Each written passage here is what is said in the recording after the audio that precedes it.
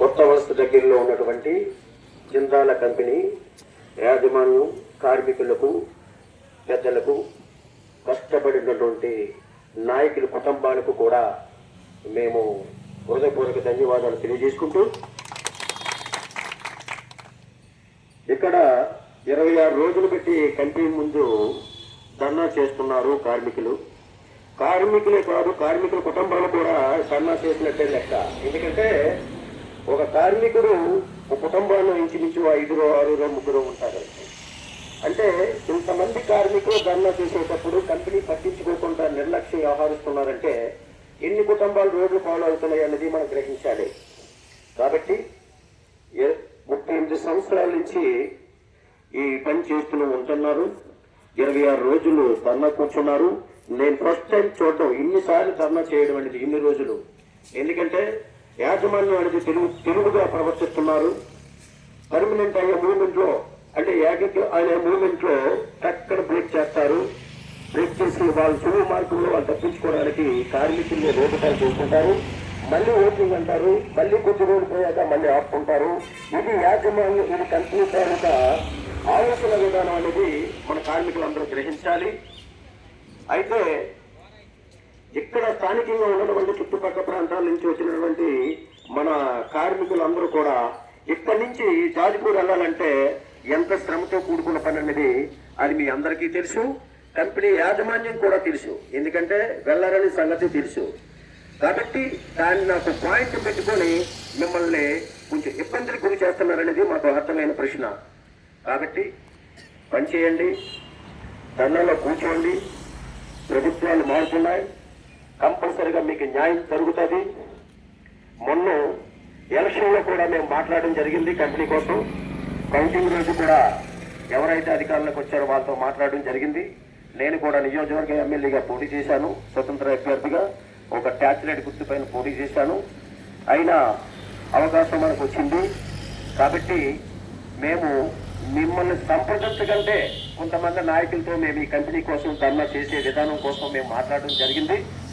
అది మీకు త్వరలో కూడా ఏం మాట్లాడమనేది తెలియజేస్తాం, అధికారులు కూడా ఇక్కడ తీసుకొస్తాం. కాబట్టి మీ అందరికీ కూడా ఒకటే మాట, ఎందుకంటే కార్మికులు లేనిదే ఇండస్ట్రీ లేదు, ఇక్కడే కాదు ప్రతి చోట.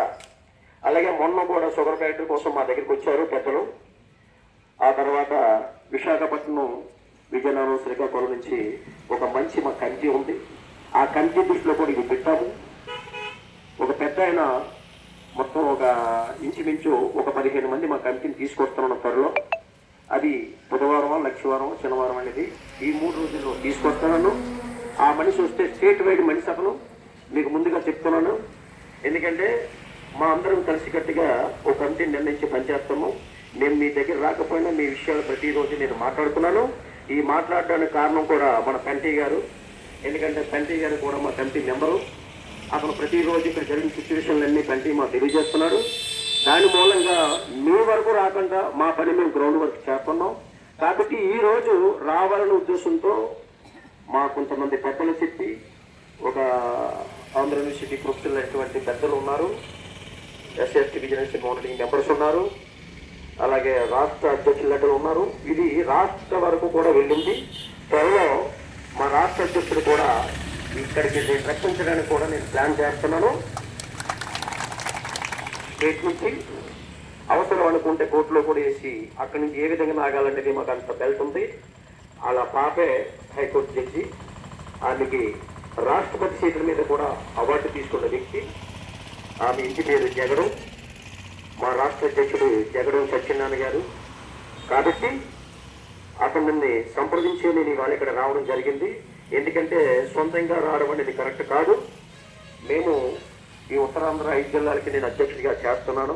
నేను ఎన్నో సమస్యల మీద పోరాడాను, ఎన్నో భూ సమస్యల మీద పోరాడాం.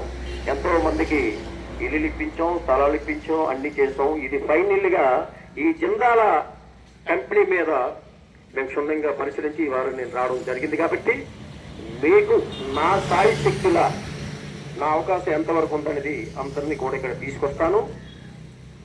ముందు జిల్లా బాడీని అందరినీ 3-4 జిల్లాల నుంచి పెద్దలందరినీ తీసుకొస్తాను. ఆ తర్వాత మా స్టేట్ పేషెంట్ వస్తాడు. రేపు ప్రమాణ స్వీకారం అయిపోయిన తర్వాత అతనికి ఇప్పుడున్న ఎవరైతే టీడీపీ అధినేత ఉన్నారో అతనికి మా ఆయన రైట్ హ్యాండ్ ప్రతిదీ డిబేట్లో ప్రశ్నిస్తుంటారు. అతన్నే మీ దగ్గరికి తీసుకురావాలని చెప్పేసి నేను మనస్ఫూర్తి